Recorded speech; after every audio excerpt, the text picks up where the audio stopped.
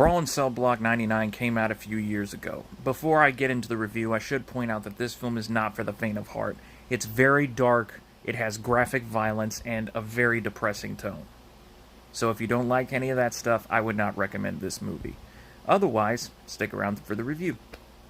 So, Bradley Thomas, played by Vaughn, is a down-on-his-luck individual that turns to crime once he gets laid off from his current job.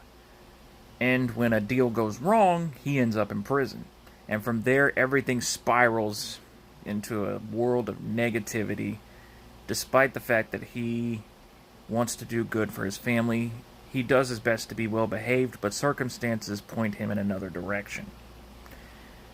I, at first, didn't really like Bradley because he had this attitude that I didn't really like, but as the film went on, I began to relate to him a little bit.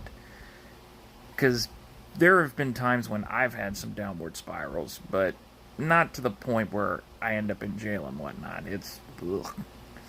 I hate to be that guy, but it's very interesting to watch. The film has great actors. It has a very interesting plot that keeps you invested and on the edge of your seat, and you're wanting Bradley to get out of this situation that he's stuck in. It also takes you through a realistic process of what it's like to be in prison and what you have to do, like, once you get to the prison, where you need to go. It goes through the whole process, and it's really, really interesting. You learn about a regular prison that you'd rather be at than a prison that he goes to later on. No spoilers beyond that point.